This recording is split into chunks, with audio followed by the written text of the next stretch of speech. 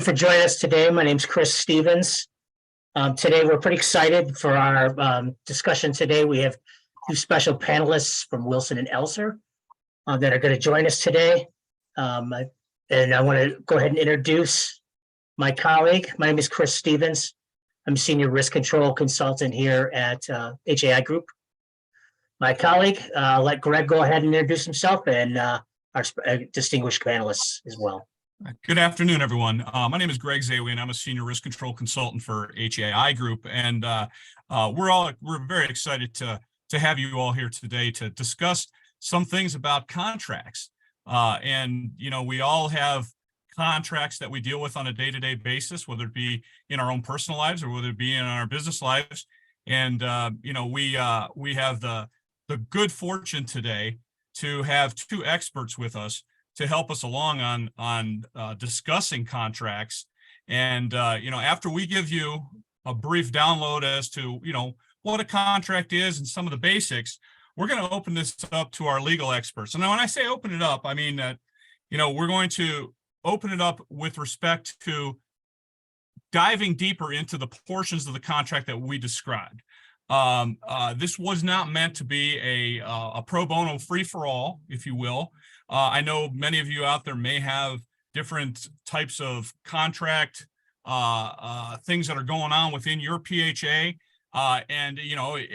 This is the time to where, we want to help you out with that. But, please, we recommend that you don't get specific for many numerous reasons. And that the first thing you should do, and kind of jumping ahead before I introduce the two gentlemen here, the first thing you should do when you have a contract, when you're dealing with your PHA, is to consult your legal counsel. A setup for failure is to just enter into a contract without having legal counsel review it.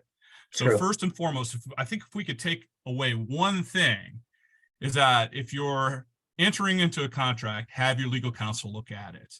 And if you don't have legal counsel on retainer, it's probably a good idea to go ahead and get one, because it'll be worth it in the long run for you.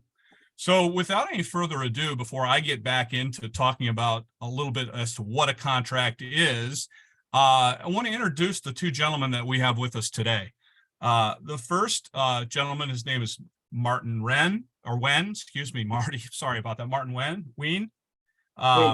Sorry, Martin Ween. Sorry, Marty. Marty has been practicing at Wilson Elser law firm for over 49 years. His primary focus is in the representation of professional liability insurance carriers in all types of coverage and liability matters, as well as insurers providing financial and fidelity bond coverage. Through his considerable work with Lloyd's throughout his career, Marty has extensive experience and familiarity with the London insurance market and has developed close alliances with various Lloyd's syndicates and brokers. So we're talking Lloyd's of London. I mean, that's the premier insurance company in the world. And Marty has a great wealth of experience with them. Our second panelist is Stephen P. Brown. Steve Brown has a diverse civil litigation practice representing clients in a variety of industries in state and federal courts in Connecticut and across the country. During his career, Steve has represented and advised clients in litigation matters involving a wide array of subject matter areas and substantial legal issues. These include insurance coverage, professional liability, employment issues, fair housing and discrimination claims, general liability, medical malpractice, transportation, construction, and environmental and toxic tort matters. He has extensive hands-on courtroom experience arguing complex high-exposure cases in trials, arbitrations, mediations, and appeals.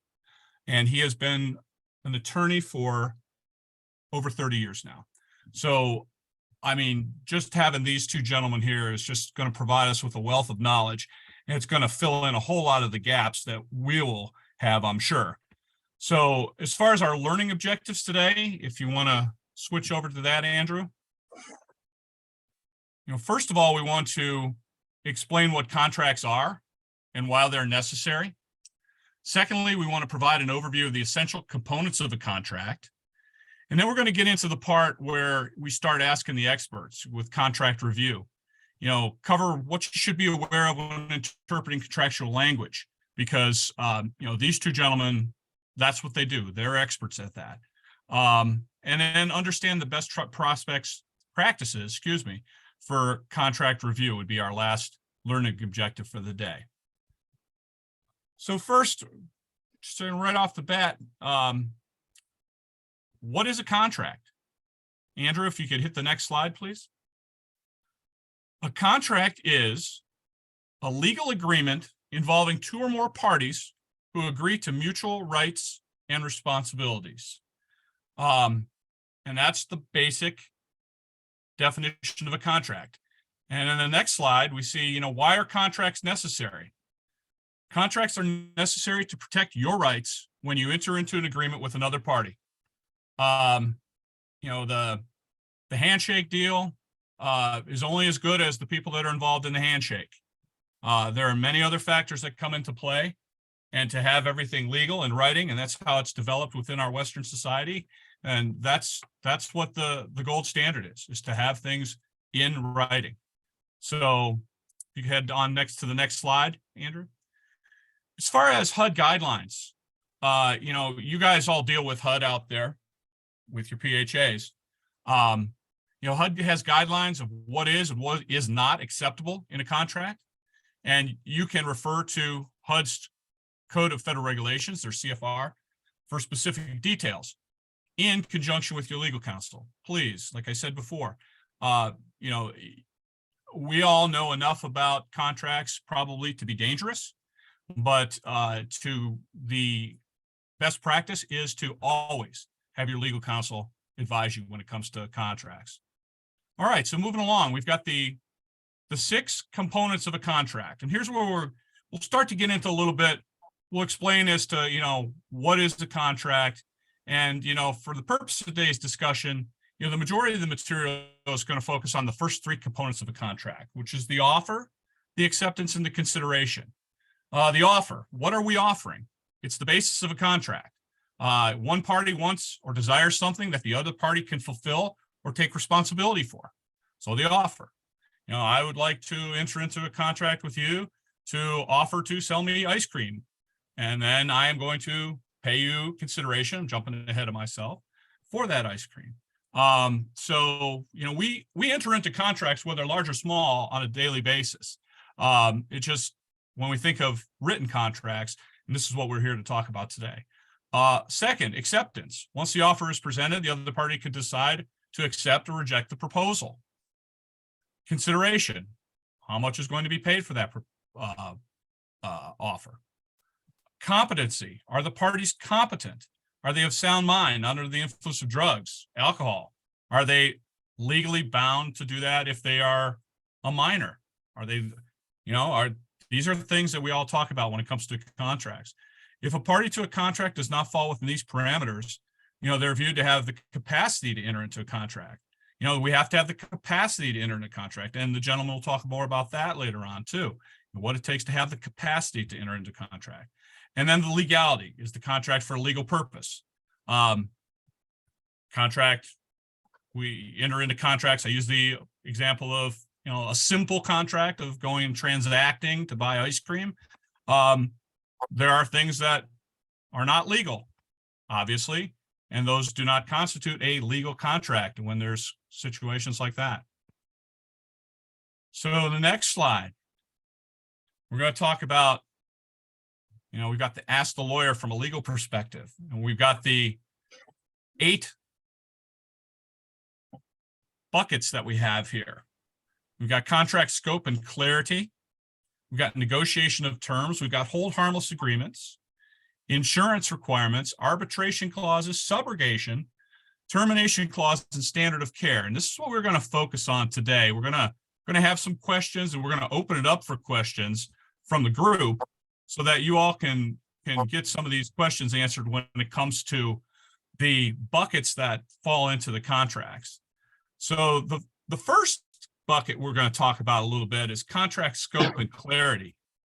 And before I open it up, this is pretty basic. So I'll take this one. And I've got a little bit of a little postage stamp here with General Patton on there, and attributed to having say what you mean and mean what you say. And Patton was famous for that. Patton was very direct. But then we take it a step further for contracts. get it in writing. We've all heard you need to get it in writing, and a contract, you will need to get it in writing. So failure to capture requirements and convert them into clear scope and goals may lead to inappropriate model and is frequently the source of post-award disagreements, claims, and disputes. So that being said, we go on to the next bucket that we're going to talk about, and this is the one of negotiation of terms. And lawyers love to negotiate. So I'm gonna throw this out to Marty and Steve now. And with respect to, contract scope and clarity, or excuse me, the negotiation of terms rather, what do you feel is the most important thing that happens in the negotiation of a contract? When someone's entering into a contract, what do you feel that are the must-haves, or the things you need to do, and are the most important things when negotiating a contract? Well, Greg, yeah, thanks for the intro and the segue into this discussion. But in terms of negotiating a contract, probably the most important thing is to understand what it is that you're getting and what it is that you're giving. The terms of the contract, in this slide, you show the important terms and conditions of the contract, the goods and services. What is it that you're getting? As you posed in your example, you would be getting some ice cream, whether it be but is it an ice cream cone, or is it an ice cream cup, or is it a pint of ice cream? You need to be specific with respect to what it is that you're getting. Sometimes the terms that you think are pretty clear, because everybody knows that a cone is made out of sugar, maybe it's made out of that crispy material that isn't sweet. So you have to be specific with respect to what it is you're getting. And on the other side, you have to be specific as to what it is that you're giving for that, the consideration. How much is it? Is it per cone? Is it per pint? Is it a unit price? Is it a set price? The terms are most important. Now, you may, during your negotiation, understand between you and who you're negotiating with what you mean. But if you don't put it in the contract with specificity, clearly indicating what it is that both of you are doing and what each of you is getting, there are going to be disputes down the road. And that's what you're trying to avoid. A contract is supposed to be a confirmation of an agreement, not causing disagreements. So that's a long way of saying, know what you are contracting for and what you are going to be giving in the contract, and put it in as clearly as possible to avoid problems later. Now, Marty, you've stressed that clarity is a key point here. Is there a particular time when we're going to negotiate terms? If I'm going to negotiate with Greg, who's selling me the ice cream for that example, when is it a time? Would it be better for me to meet with my legal counsel prior to getting in the negotiation with Greg, or afterwards? Can I sort it out afterwards, or how's that timing work on that? Absolutely, consult with counsel while you're negotiating, even sometimes before you're negotiating, yep, so that you don't run into the problem after you've signed the contract and everybody thinks that they know what they're supposed to do, and there's a disagreement after the contract is signed, and that usually leads to big problems. It leads to litigation, it leads to arbitration, which we'll get into later.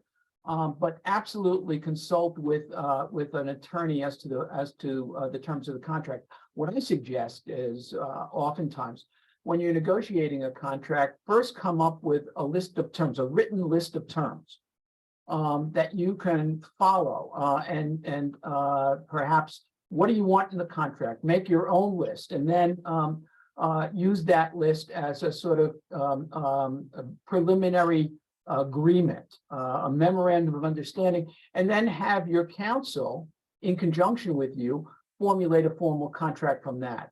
And sometimes when you put it down in writing as to what it is that you are actually expecting in terms of the contract and what are the conditions and all, you look at it and you say, well, maybe that's not what I really meant when I was talking about it. So sometimes it's best to put even the preliminary terms in writing so that you see it before it's actually put into a final contract. through the whole Fantastic. process, I think, Chris, Fantastic. I would just chime in on that, right? The lawyer and then right, you're working with your team. Right, because I think end goal, it's almost a reverse process. What's my end goal? What do I want out of when the terms are and the contract's going to be signed? That am I meeting with the other side in their mind, right? That's the only thing I would say is the lawyer or whoever your team should be involved in the process almost throughout, including your risk manager internally, the people that are responsible for signing the contract. And as Marty said, sometimes when you're orally saying it versus when you write it down, it can be a completely distinctive, different result. That's a good point. I think, I'm sorry, Greg, I was just gonna say it's a good point. I think for stressing clarity, make sure that you understand the terms and conditions thoroughly. Yeah, I think for the group out there, maybe wanted to throw that out to them. Maybe just a show of hands on your Zoom hand raise feature, or you can submit a question. How many of you out there within your PHA have thought they've contracted out for one thing and then actually have received quite another? So, I mean, we have a show of hands that's happened to anyone out in the audience.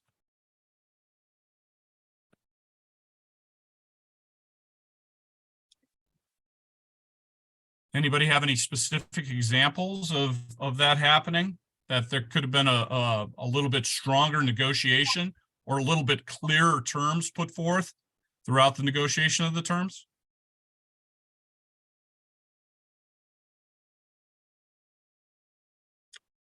I think it's good to say that for the most part, it looks like we've had a few people, but Mike Hunter's got his hand on up there. Good. I think for the most part, most people have really expressed that they haven't gotten that far into it. I think it's a good thing if you're entering into a particular contract or any contract whatsoever. As Stephen said earlier, and Martin stressed, make sure you have your whole team together, that everybody's looking at this, you're aware of it, that you understand the terms. You want to make sure it's as clear as possible. That, as I think was Stephen mentioned earlier, sometimes stating one thing and putting it in writing, you can easily twist or convolute the meaning of it. So you want to make sure the goods and services of the subject matter of the contract are spelled out. Your compensation, when do you get paid? Do you get a partial payment up front? Do you get the end of it at the end? Is there a payment schedule on that? Look at that. Because we're looking at the goal for each party is to obtain favorable terms to minimize any financial, legal, or operational risks. And I think it was Martin that basically stressed that if there's anything that could possibly be difficult or convolute your problem or any contract, it's always best that you consult with your legal counsel, your attorney, before you get into the middle of negotiation. Yes, your attorney should be involved with that negotiation process, but if there's any things that arise that come on up to it, you can correct that before it's you've obligated yourself, your organization, to that. So I think that's the key on it. I have a comment on that too. You talked about a team. It doesn't hurt, even if it's a simple contract. It's something that you've done time and time again. It's not a bad thing to have a second or third set of eyes looking at the contract or the terms before it's finalized. Because sometimes you've looked at it so often, or that you've seen the same contract so often, that you may miss something, or you may just take something for granted that you think is in there that isn't, or something that's in there that you really don't want. And it's not bad to have somebody else who is or is not involved in the direct negotiation process just look it over. And it doesn't have to be your attorney. It could be just another person on your team. I think that's a good point, because you make sure that you understand it properly, and also too, it's another person to kind of spin that off of and to see if they're getting the same reaction, so that you're set up better when you go to actually negotiate that term, and to make sure that you're capable of maintaining your end of that agreement. Martin, Steve, and team, Mike, who had raised his hand earlier, did make a comment noting that typically ensuring that we have our team's SOW clear in order to present and negotiate can be a challenge. Do you have any advice for Mike there?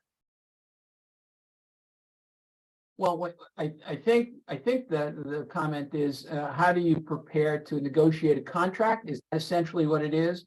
And I guess the question is, what are your needs? Who in your organization is involved with those needs? How do you formulate the best team to go after those needs? If you've got, to use another example, if you need to have a contract for paper goods, and someone who is dealing with certain facilities that you're managing, or certain facilities you're involved with, have an interest and a knowledge of what the needs are, get them involved in the negotiation.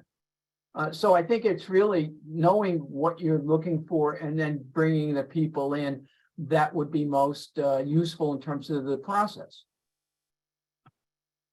Yeah, I mean, I would just add to that about the, especially on a renewal, right?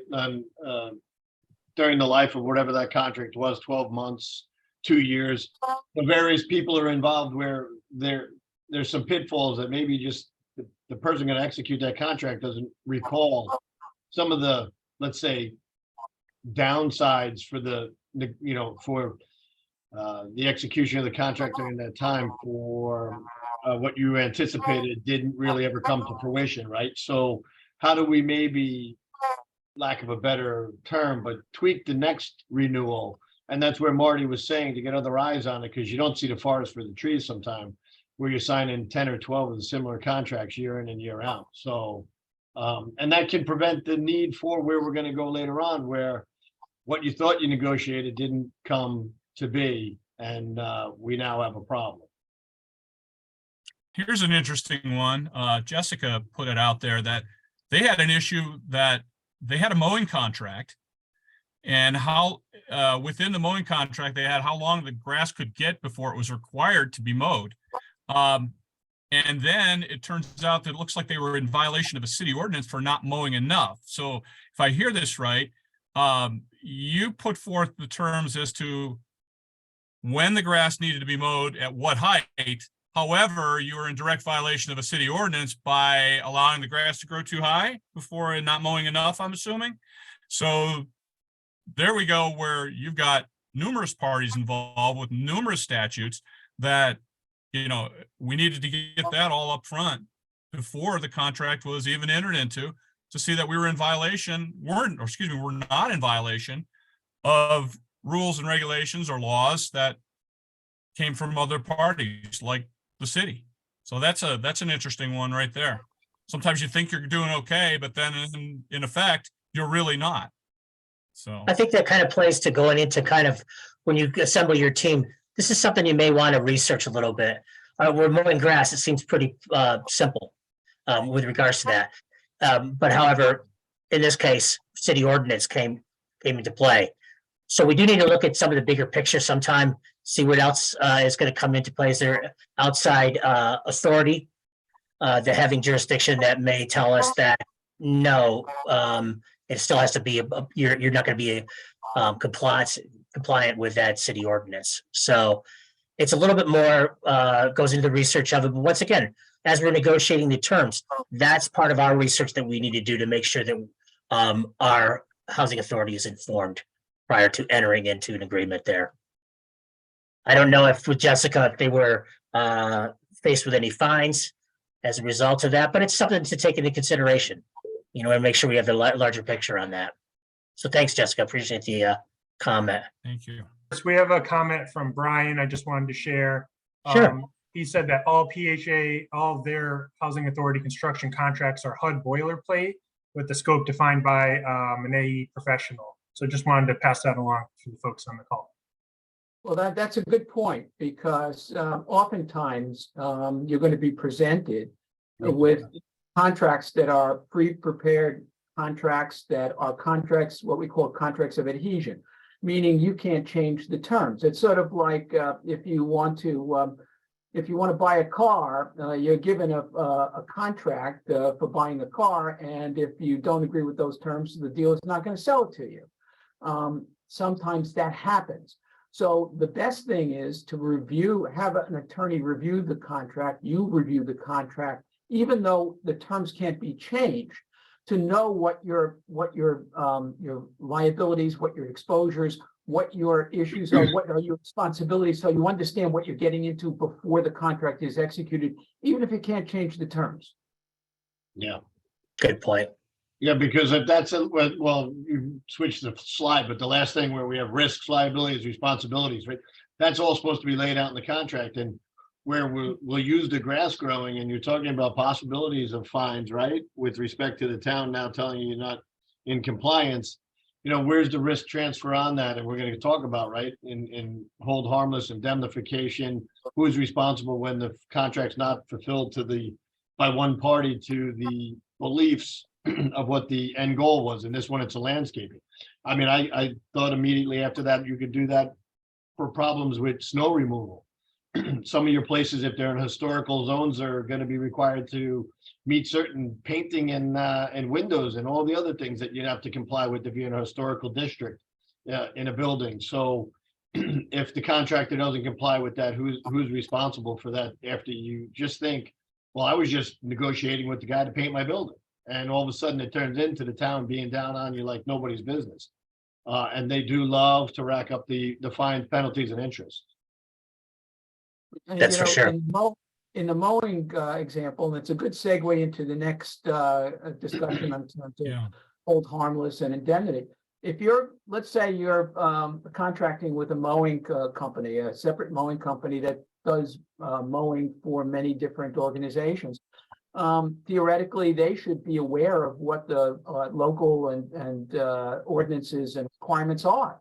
So if, as we say in this slide, if your contract contains a hold harmless, an indemnity and hold harmless, which we'll get into also, where the mowing company, who's supposed to be expert in this, says if there's any problem, we're going to hold you harmless, then at that particular point, you may be protected in the contract against any fine or penalty or any expense it might require to redo the mowing to bring it down to the required height. Your contract can protect you from these situations where maybe everything wasn't put into the contract that should have been in there, by having a hold harmless agreement where the other party that's holding you harmless says we're not going to have you pay for anything that's a damage either to third parties or to you based upon what we do. That's a good point, because with the whole harmless agreements, they're used just as that slide states, to release liability of a contract that protects one party from injury or property damage caused by the other party. So it's a very key component on there. You want to make sure that the home harmless agreements, that the wording benefits both parties. You obviously don't want to sign into something that is adverse to the PHA and extremely favorable to the other party on it. You want to make sure this is as equal as possible, but you basically understand this, that if I do something or my employees do something, I'm not going to hold the other party liable for that. We're each going to be responsible for our own employees, our own actions on that, and we're not going to ask the other person on it. They should be specific to the task at hand and not too broad. Broad forms can inadvertently increase your housing authority to being more vulnerable to an insurable risk if it's increasing liability on it. It's important that they can be limited. You don't want to work in all the circumstances. But with this, Stephen, can you talk to the importance of having, intentional conduct or gross negligence? Well, intentional conduct or gross, that's usually something that'll be never covered, right? Because those types of acts you don't contemplate either having responsibility for somebody's intentional acts on a property, or look at from your perspective at the insurer, you're not going to cover intentional acts. What I was going to talk about before you asked that question is, what are we looking for in these clauses? And the best way when we get into a contract is, if I'm engaging you for your services, I expect you to be doing them as a professional. So when a problem does arise because it's not performed in that way, the key easier, layman's terms, it's risk transfer. I'm transferring my risk back onto you, period. Right? As to intentional, that's, a whole other realm of issues. What Steve? what I was Yeah. referring to on that was that sometimes hold harmless, they can be a little overzealous the way they're written. And essentially they're trying to obligate you to something like you stated. Intentional conduct is never covered. It's Right. excluded by any sort of policy. But if the hold harmless agreement is too broad, you could inadvertently, and you just accepted it and didn't get in there, it could actually put you in a position there where it's not, you're not necessarily, shouldn't be held responsible for those actions. Yeah, and I Because know it's Martin wants to add in, but I'll just say one thing, again, this goes back to where we started, the review of your team and the process, and this is where, legal comes in. You'll find states, forget the intentional, but also certain states won't even allow you to contract away your responsibility for negligence, right? Good point, yeah. And that's just a general principle to create corporate citizens that are responsible. If I don't have anything to worry about because I've contracted to the property owner that everything I do on that property isn't going to matter, and I leave my ladders up, or I leave a mower in a bad spot, or I don't really clear the ice, I don't care because you're going to have to deal with it. So my point is to say that, some of these nuances really should have both risk managers and legal team review. Yeah, Steve, I was that you stole my line there. Sorry. I was. Great minds think alike. Yeah, I was going to add that, as you mentioned, there are states where the law is that you cannot, and they won't permit enforcement of indemnity or hold harmless agreements where they're indemnifying for either intentional conduct, and in some states even for grossly negligent conduct. And grossly negligent conduct can be things where it is a conscious or a gross disregard for the safety of others. You have to look at the state's law and how it's been interpreted by case law as to what's enforceable. But the object lesson there is, even if you have hold harmless agreements or provisions or indemnity agreements or provisions in your contracts, make sure by consulting with your attorney as to how enforceable that's going to be in various different situations. Good point. In contrast, with indemnity agreements, whole harmless agreement is just that. It's agreement between two or more parties where one party agrees to release the other party from liability and the right to bring forth the claim for the others. How do they really differ as far as hold harmless and indemnity? Well, an indemnity agreement by definition says that you're going to be indemnified for what you pay out. The difference there is, and I think you have to understand this and make sure that this is spelled out in your contracts, that you're not required to put the money up front for a loss or a defense of a claim, but that you will be indemnified and held harmless and defended with respect to those matters. Yep. So because what you don't want to do is having your authority have to put the money up front and then have to go chase after another party to get indemnity. You often see, and I think one of the slides will show that oftentimes these provisions in contracts are stated as indemnity, defense, and hold harmless provisions. There you go. Good segue. Indemnify, defend, and hold harmless the party. And that's what's important, because it prevents the situation, or at least supposedly will prevent the situation where there's an argument as to who is responsible. And as a result, well, I'll say, well, it's an indemnity agreement. Let's wait till the court determines whether I'm responsible or not, or whether you're responsible, and then I'll pay you if I have to. And maybe I'll pay you for your defense costs, and maybe I won't. If you have an indemnity, defense, and hold harmless agreement, that should prevent that. But if you take a look at this provision, it also says that it relates to the extent that such claims arise from the negligent acts or omissions of owner, officer, agents, partners, or employees. So what it comes down to is, are you going to have to wait until there's a determination as to who's responsible or not? maybe take a look at your indemnity provisions and see whether there's a duty to defend until there's a determination. So Okay, that you have you have that protection unless and until there's a determination that maybe you might have some responsibility. Right, and Yeah. I think important on that clause in any contract, if the contract's worth the paper it's written on, this is enumerated in and of itself out in a paragraph, just as A is the parties, B is the terms, C is the compensation, D should be this provision. Like, it should be spelled out, its own section, absolutely like you have it here, bolded, all caps, etc. And the defense, the thing I'll say about the defense, Marty, and we were talking about this, preparing for this, sometimes the defense of the entire matter can be more costly than the underlying action that you're fighting over, especially True. talking about a construction contract where you have 10, 12 different parties and everybody's pointing the finger. And the case is worth making it up $50,000 and it's $60,000 in costs.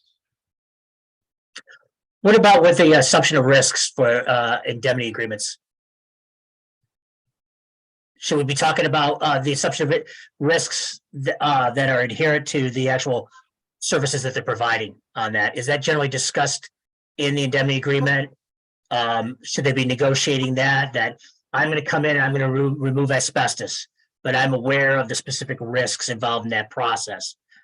How is that generally played on out with the assumption of risks? I'm assuming it's spelled out as part of the agreement. Well, you're talking about the scope, then, Yeah. if I understand correctly, of what the indemnity is. If you have a contract for a specific purpose, and that purpose is, let's say it's asbestos removal, let's say it's mowing the lawn, let's say it's a contract for providing a good or product. The indemnity will generally be in relation to what services, goods, or products are being supplied, are being provided by one party, and how it's being received or used by the other party. So yes, the question is, how broad are you going to see these provisions, and how broad do you want these provisions to be with respect to the protection that's going to be provided? And as far as I'm concerned, on the part of this, the authorities, on the part of the people who are receiving these services, it should be as broad as possible. Anything that you're getting, anything in relation to what you're getting, should be the subject of the indemnity and hold harmless. Great. I understand with the assumption of risks, there's certain inherent risks that cannot be eliminated regardless of the protection of it. But I think it's a good point to spell that out, that the parties are aware of the risks that are coming onto it. And then if I'm hired to have a team come in and remove asbestos, it's spelled out in the contract. I can't say, okay, now one of my employees is injured, so I want you to take care of the medical bills on that. It goes back to the scope, but it is just help to spell it on out so that you're aware of the inherent risks that are involved in the actual process. And that the party that you're contracting with, do they have qualified personnel for it? Do they have the proper equipment for it? What are they issuing PPE to their employees to eliminate that risk? So these are things we want to make sure that you're looking at it spelled out ahead of time. Yeah, I'm sorry to interrupt, but Chris, there are provisions that I've seen which spell out that that the parties acknowledge what the difficulties are, what is required, that the contracting party, let's say the asbestos removal service, says that they make a representation that they will be using qualified people and that they will comply with all state, federal, and local regulations and ordinances. Those provisions are oftentimes in there. And to the extent that that's a representation and a condition of the contract, you then can use that as support for your right to indemnity. Great. Thank you so much. Hopping along here to the next one here, we've got insurance requirements. Pretty simple. The section, the contract outlines the types of coverage, minimum amounts of insurance. The parties that each party agrees to provide in connection with the performance of the contract is specified. Now, we always have a tip. We always tell our members that their level of insurance for any contractor should be at the very least equal Oh, we lost you, Chris. At the very, we lost Chris. It's, he was going with this. We give a tip that the level of insurance should at the very least be equal, that's where Chris dropped off, to the amount of coverage provided by the housing authority, if not exceed the housing authority's limit. So that's what we recommend. A lot of times, we have that question of additional insureds. Marty and Steve, where do they fall in as far as additional insureds go when it comes to insurance requirements? I think that's a big misnomer, like where my insurance drops off or where the additional insured, his insurance picks up or what have you. How does that all work out for those of us that get a little confused on that sometimes? The term additional insured can be confusing. Yep. An additional insured, as opposed to an additional named insured. An additional insured is a party that is insured for claims against it that result from the conduct of the named insured. So, in other words, if the additional insured committed its own act, a negligent act, that's not necessarily going to be covered under that policy because it wasn't the result of conduct by the insured, the named insured. It's just naming it, it's just protecting the additional insured if they get involved in a claim or have exposure due to the conduct of the insured. Now, it may be worthwhile, if you can do it, to consider whether you can get the other contracting party to name you as an additional named insured. In which case, you, the additional named insured, are going to be insured on the same basis as the named insured under that policy. Let's say be a contractor or whatever. Right. It's difficult to do that because it's usually more expensive than Right. just having an additional insured. But it's worthwhile even asking about. And in terms of this slide, one of the things that you should be looking at when you're entering into a contract that has insurance requirements is to determine while you're negotiating whether you can get the type of insurance that is being required under the contract, and if it's available, how much is it going to cost, and whether you're willing to pay that amount. Because if you can't get that insurance, then once you enter into the contract and you find you can't get, say, $20 million as opposed to $10 million of coverage or whatever it is, you're technically going to be in breach of that contract. So you should be consulting with your insurance professionals during the negotiation process to make sure that the insurance requirements can be met. No, that's a great point. We see this a lot when it comes to construction. That's a huge one. And for the group out there, one of our things that we recommend is that you add additional insured when you're doing construction projects, when you contract those out. Is that pretty typical of the operations for the folks out there that are on the call that are in with the PHAs? Do you require your contractors, subcontractors to be listed as an additional insured when you do a project? Yes, no, maybe? See a show of hands, comments. And Martin, is it always the best, Yes. this is for Martin or Stephen, is it always best, we always say that they should be named as additional insureds. What's the benefit of being also named as a loss payee? Should it be named both, or are their interests protected by being additional insured only? Well, a loss payee, being named as a loss payee can protect you with respect to where the funds are going and whether they're going to the proper party. You don't want to be exposed if there's a payment to a party and it leaves exposure to someone who hasn't been paid. Let's say that there's payment to one party and there's not payment to another party, and that party then is free to continue their claim. So, as a loss payee, you get to have the ability to confirm where the payment is going, and it's going to the proper party. I think you want to be the additional insured as much as possible is the bottom line. Second of all, I'm going to sound jaded, but proof that you're actually an additional insured before the work begins is also paramount.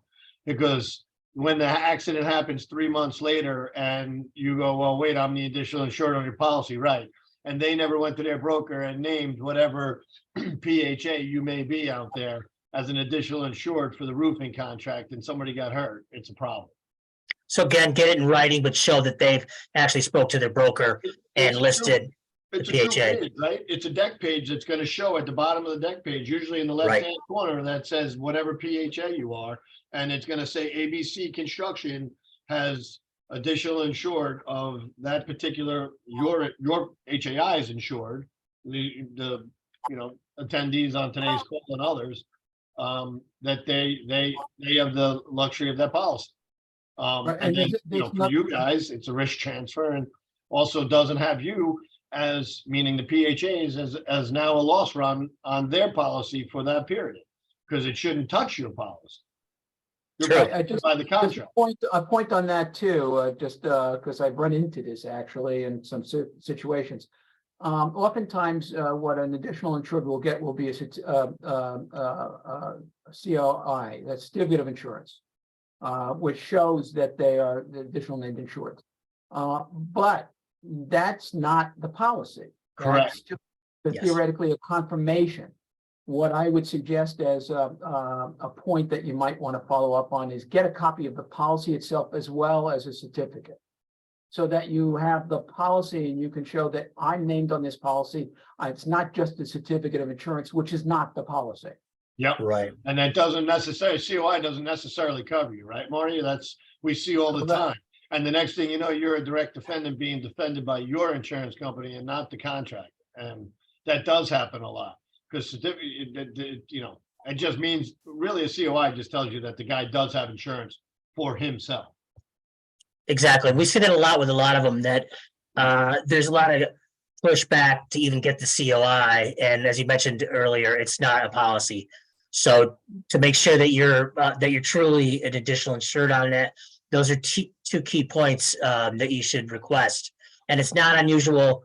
You're not asking for any, you're not going out of their way to ask them for that. They should be able to provide that right up front. Shows that they met with their broker.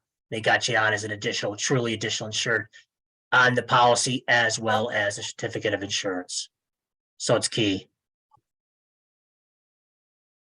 No, that's good stuff. I mean, that is one thing that a lot of folks do get confused upon when they start asking for COIs and additional insureds, and they just kind of gloss over and say, well, yeah, I think he's got insurance. I'm hiring him out to do this demolition of the building. I guess he has insurance. And those are some things that, as we stated before, get it in writing, get it up front, do it before the actual act that you're contracting out for transpires.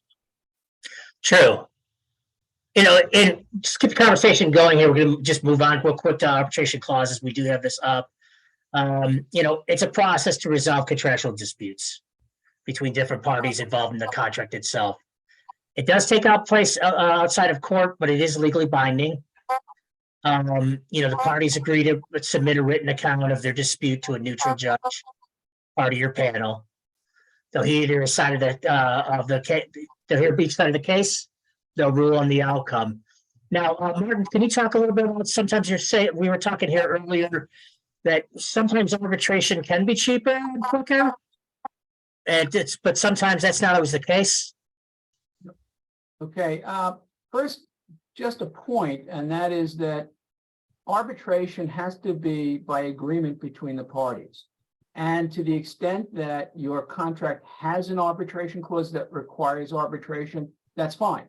If it doesn't require arbitration, then the parties are going to be free to litigate. So the question is whether the arbitration is required in your contract. Otherwise, you're not going to arbitrate unless both of you agree outside of the contract to do that.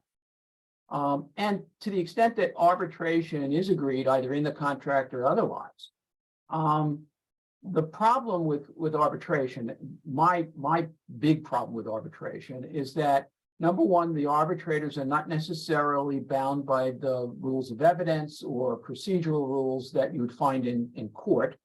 Number one. And number two, any award that is given by the arbitrators is extremely difficult to appeal to a court. Basically, you would have to prove that there's either fraud or there was some undue influence on an arbitrator. It is almost impossible to overturn an arbitration award in court. So you have to be very secure in the understanding that you're going to get a fair arbitration to enter into an arbitration. And you have to be very careful about who the arbitrators are. You want somebody, and sometimes it's one arbitrator, sometimes it's a panel of 3 arbitrators, depends on what your clause is.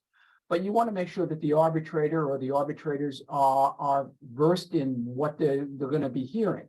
Theoretically, arbitrators under an arbitration clause are going to be chosen because they have some understanding of the industry. But that's not always the case. And sometimes the arbitrator has a background of being on the authority side, or sometimes being on a contractor side or a service provider side. So I've had arbitrations which have not been very pleasing in terms of their result or the way they went. Arbitrators can make it as expensive as litigation because they can permit a lot of discovery. It can take a long time while the arbitrators are allowing discovery and hearing motions, just like in litigation, and have multiple sessions, and then take their time rendering a decision. So the fact is that arbitration is not always less expensive or quicker than litigation. How important, you mentioned it earlier, you said, I want to make sure you have arbitrators that are familiar and have experience within the industry and the particular issue. So I take it that, venue and jurisdiction can also come into play as far as importance. Oh, absolutely. For sure. Well, the first thing is, you don't want an arbitration clause that's going to force you to travel from 500 miles or 1,000 miles to attend an arbitration.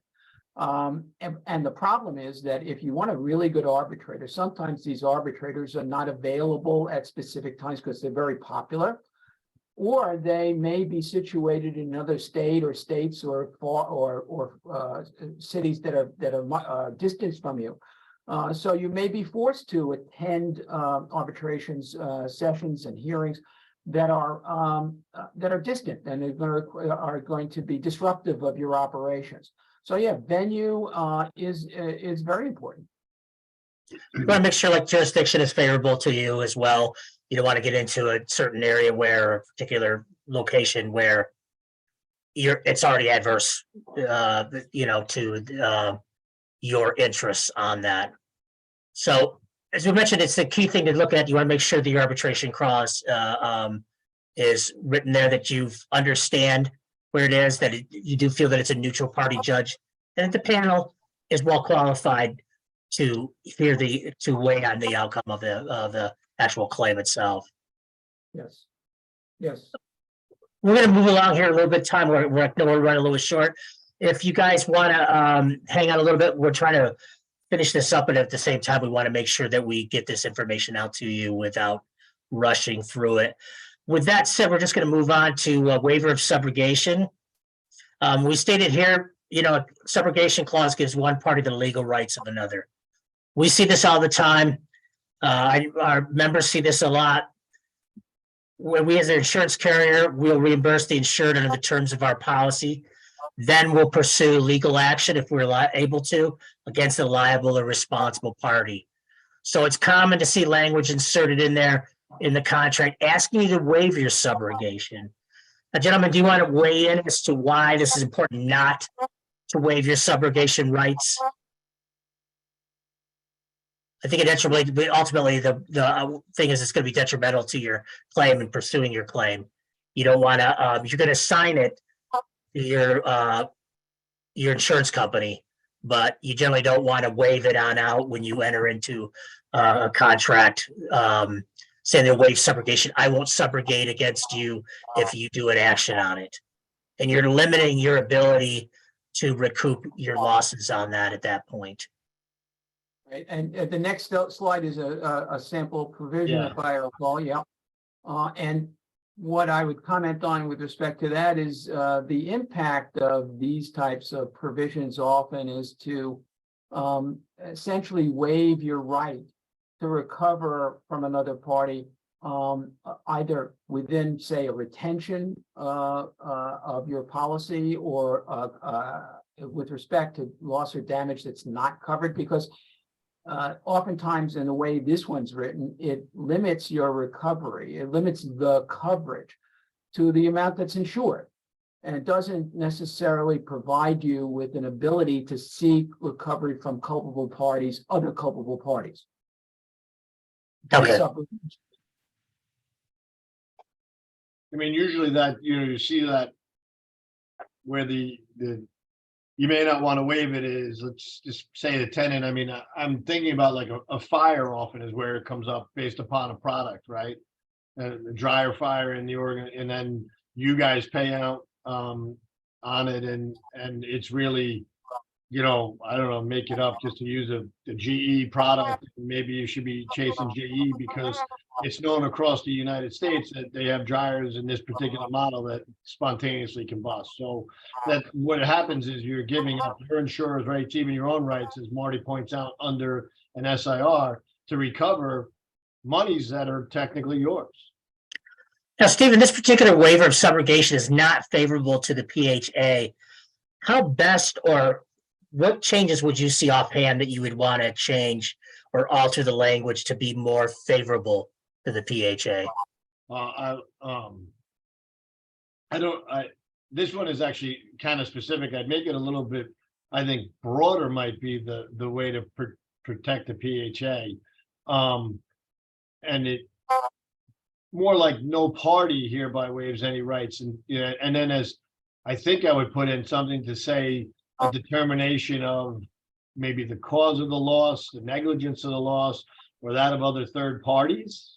Yeah, Steve, I think that it might be, I mean, without having to rewrite this one, it's possible that a provision similar to that might give the PHA the right to pursue other culpable parties that are not either affiliated with or subsidiary of, or somehow related to the other party. So, for example, in the dryer case or whatever, you might retain the right to pursue a products liability claim against a manufacturer, but you can't pursue the university directly. Right. So I think here the key for this example, they're saying that they waive any right to recovery, and I think that should be, I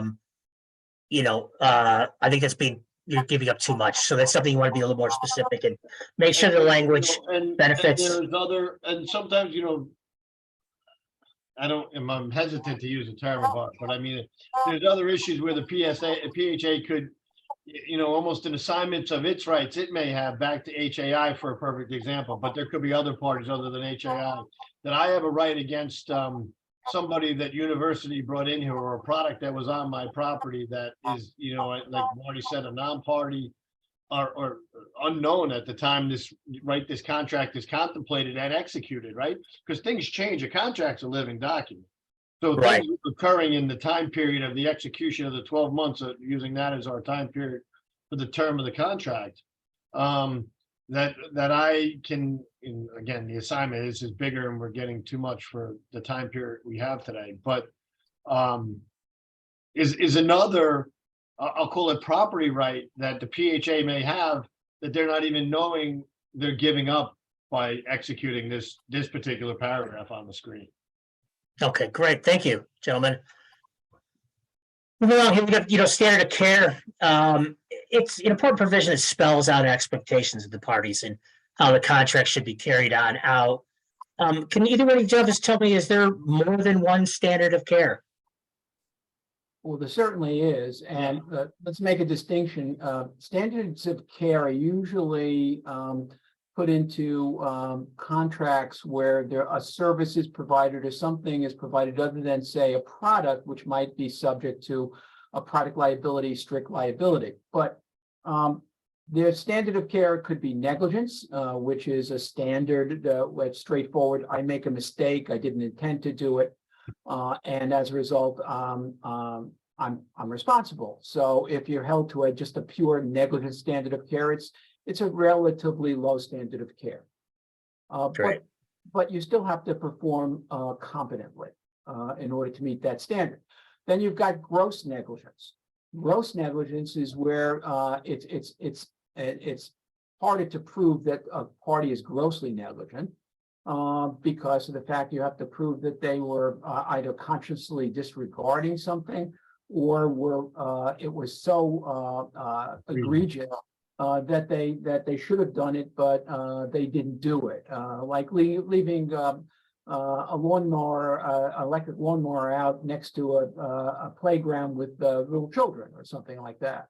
And then you've got intentional conduct, which we mentioned before, which generally standard of care is if you're not responsible for anything except for intentional conduct, that's a very, very hard standard to hold somebody responsible, because you have to prove that they essentially wanted to commit that act.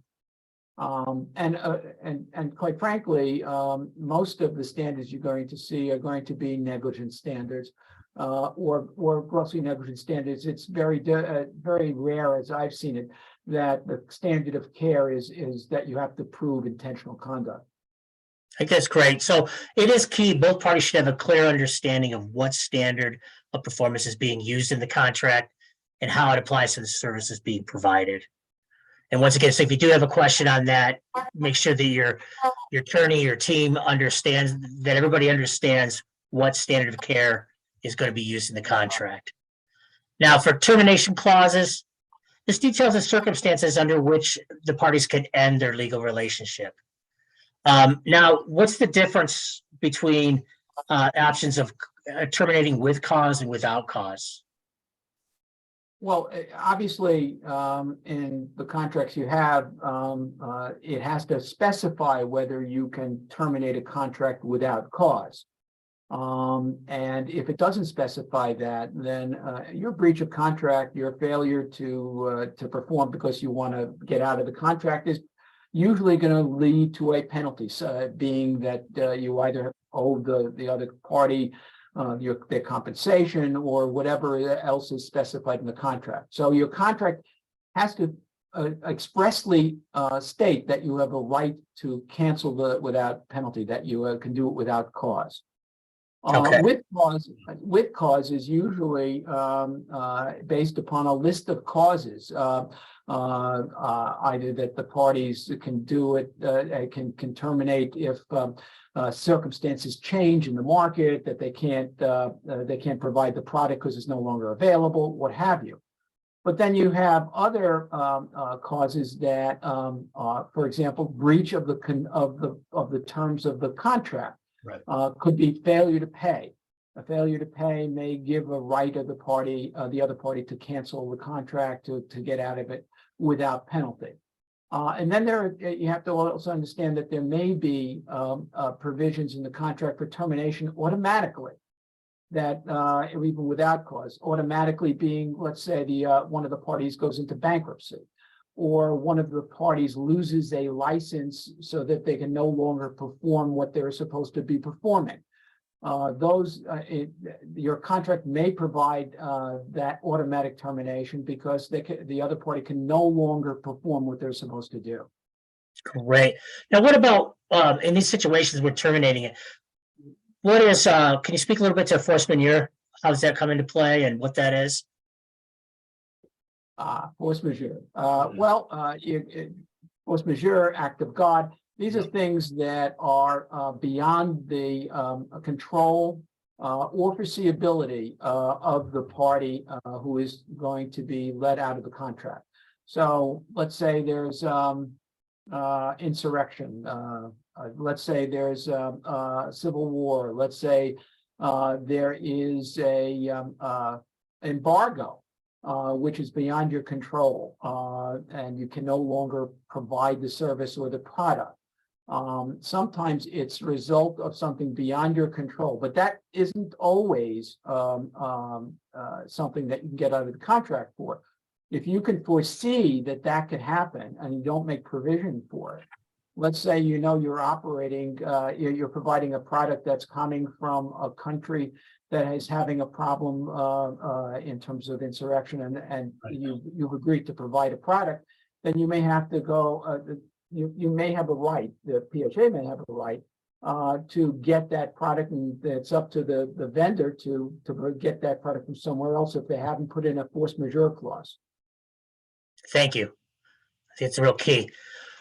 Here we just, for the particular slide, we just provided sample language. We gave an example. This is for cell phone towers. This is pretty common. We do see this in contracts a lot. We've highlighted some particular wording on here. The one thing that comes up, and we've had some members that have gotten essentially bitten by it in the past, in that we've contracted with a particular cell company. We've agreed to allow them to place their equipment on the roof of our building, we'll say. And then we need to make sure that if with the event that we have to have, we're going to take off the roof to replace the roof. You want to make sure the language here is, do you want to have them temporarily locate their equipment, or do you want to make sure that they're moving it to a permanent other location that doesn't present a problem? But the one thing that usually comes up a lot is who is paying. You want to make sure the HOA is not paying to remove that cell phone company's equipment and incurring that cost.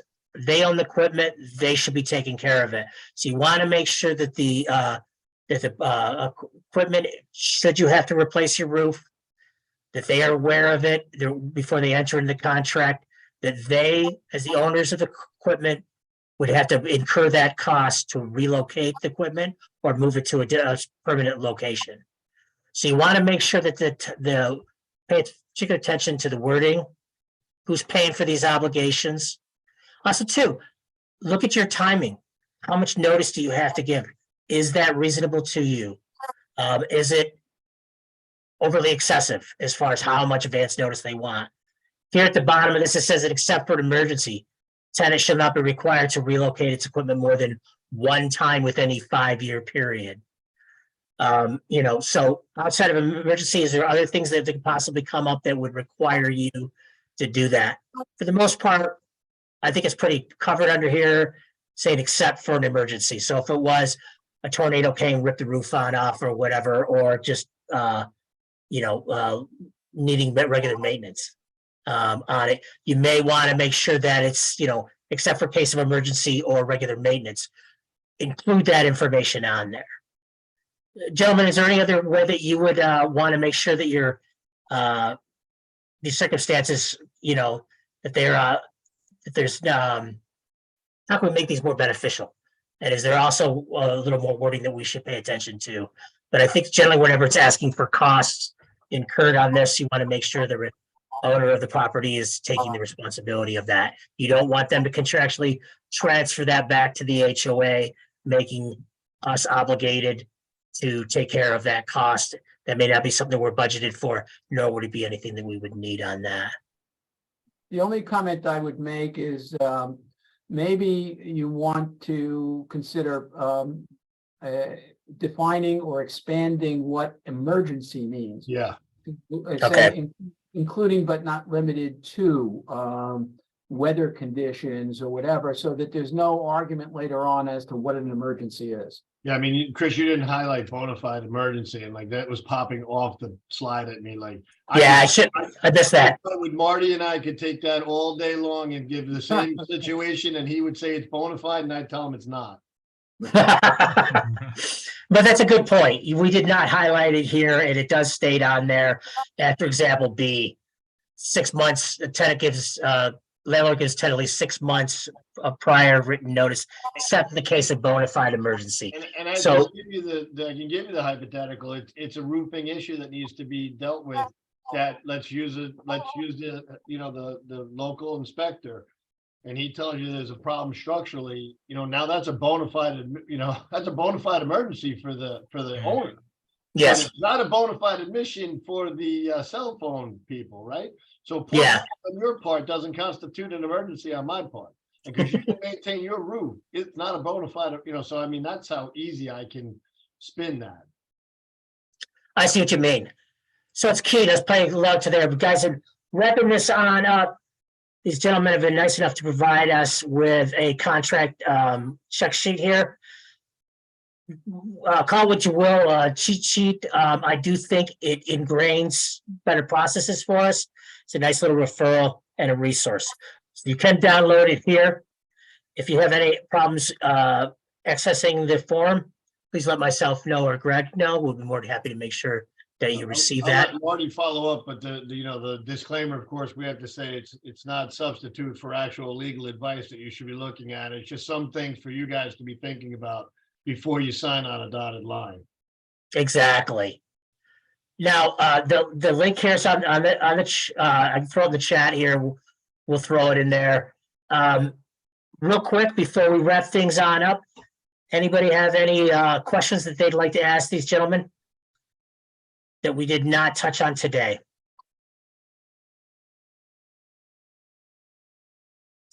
All right, well then, I thank you very much for your time today.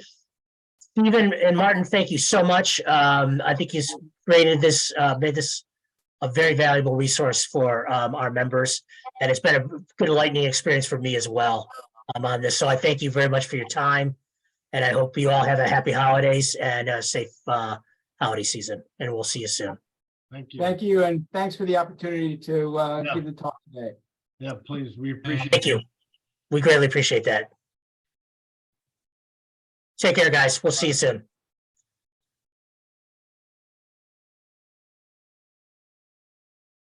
Not bad, Greg.